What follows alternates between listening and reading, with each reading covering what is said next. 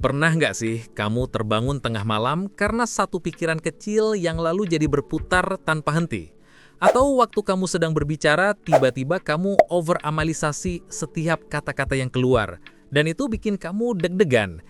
Itulah yang disebut overthinking. Di video ini, kita akan lihat apa sebenarnya overthinking itu, lalu bagaimana otak menipu kita saat cemas, dan yang paling penting, cara nyata menghentikannya. Langkah demi langkah. Apa itu overthinking? Overthinking adalah kebiasaan memikirkan sesuatu secara berlebihan sampai malah mengganggu aktivitas atau tidur. Bukan sekedar berpikir matang. Overthinking membuat kita stuck, memutar-mutar skenario buruk, mengulang kesalahan di kepala, atau terus menerka hal yang belum terjadi. Intinya, pikiran jadi beban, bukan alat. Kenapa otak kita melakukan itu?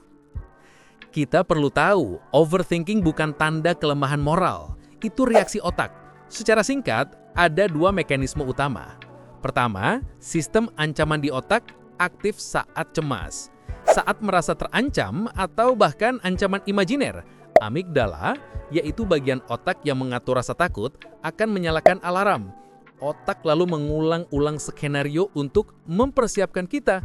Sayangnya, otak tidak membedakan antara ancaman nyata dan bayangan, jadi ia memproduksi kecemasan yang nyata dari sesuatu yang belum terjadi. Kedua, prefrontal cortex mencoba mengontrol ketidakpastian. Bagian otak yang bertugas berpikir logis akan berusaha mencari jawaban atau kontrol. Ketika jawaban tidak ada, bagian ini terus kerja keras mencari solusi, sehingga muncullah loop pemikiran tanpa henti. Singkatnya, satu bagian otak panik, maka bagian lain berusaha memecahkan masalah. Dan hasilnya, pikiran berputar terus tanpa henti.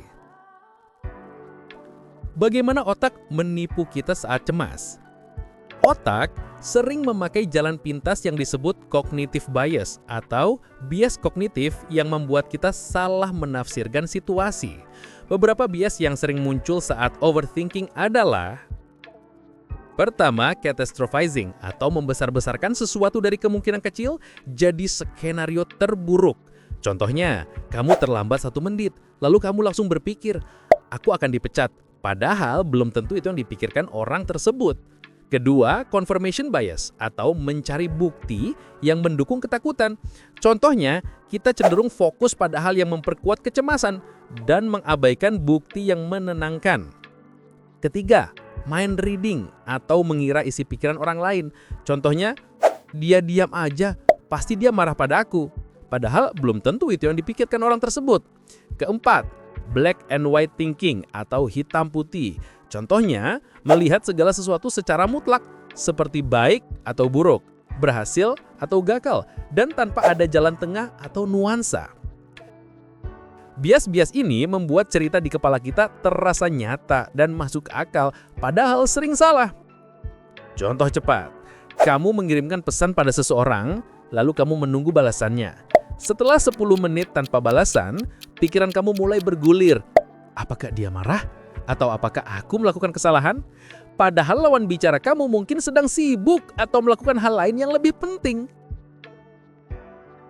Dampak overthinking pada kehidupan sehari-hari. Pertama, kualitas tidur menurun. Kamu susah tidur karena pikiran aktif. Kedua, produktivitas turun. Waktu kamu habis untuk merenung, bukan bertindak. Ketiga, hubungan terganggu, salah tafsir dan reaksi yang berlebihan.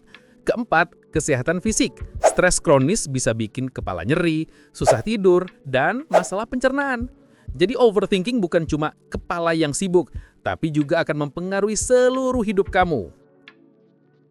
Sekarang bagian terpenting, ada beberapa teknik yang bisa langsung dipraktekkan. Pilih beberapa dan latih secara konsisten. Teknik A, beri label dan jeda. Setiap kali pikiran mulai memutar, ucapkan dalam hati, ini overthinking. Memberi label membuat otak keluar dari mode otomatis. Setelah itu, beri jeda 30-60 detik untuk tarik napas. 4 hitungan masuk, 6 hitungan keluar. Karena pengaturan napas akan menenangkan amigdala. Teknik B, tulis selama 10 menit atau free write. Tulis semua pikiranmu tanpa sensor selama 10 menit. Tuliskan skenario terburuk, lalu di sampingnya, tuliskan kemungkinan yang realistis. Menulis akan memindahkan isi kepala ke kertas, sehingga otak berhenti memutar berulang-ulang. Teknik C. Batasi waktu overthinking. Tentukan waktu 15 menit di sore hari sebagai worry time. Di luar waktu itu, jika muncul kecemasan, tandai saja dan simpan untuk waktu tersebut. Ini melatih otak bahwa kecemasan punya batas, bukan full time. Teknik D. Fokus pada aksi kecil atau micro action. Overthinking sering muncul karena merasa tak berdaya. Buatlah satu tindakan kecil yang bisa kamu lakukan, seperti kirim satu pesan, membuat to-do list, atau berjalan 5 menit sebagai suatu aksi untuk memutus loop. Teknik E. Tantang pikiran atau evidence check. Ajukan pertanyaan, apa bukti yang mendukung pikiran ini versus apa bukti yang menentangnya. Biasanya kita menemukan lebih banyak bukti yang menenangkan kalau kita benar-benar cek. Teknik F, latihan grounding, yaitu menerapkan teknik 5, 4, 3, 2, 1, yaitu sebut 5 hal yang kamu lihat, 4 hal yang bisa kamu sentuh, 3 hal yang bisa kamu dengar, 2 hal yang bisa dicium, dan 1 hal yang bisa kamu rasakan. Ini mengembalikan perhatian dan fokus kamu ke saat ini. Selain teknik di atas, bangunlah kebiasaan rutin seperti tidur cukup, olahraga, membatasi kafein, dan kurangi memandang layar handphone menjelang tidur. Latihan mindfulness atau meditasi selama 10 menit sehari juga terbukti menurunkan kecemasan berulang.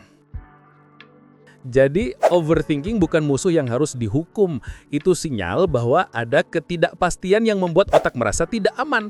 Dengan strategi sederhana seperti melabelkan pikiran, mencatat, batasi waktu khawatir, dan lakukan aksi kecil, kamu bisa melatih otak untuk berhenti memutar cerita buruk. Coba praktikkan satu teknik selama seminggu dan lihat perubahan kecil yang terjadi. Kalau kamu suka konten psikologi seperti ini, jangan lupa like, subscribe, dan aktifkan notifikasi supaya kamu nggak ketinggalan video berikutnya. Sampai jumpa di video selanjutnya.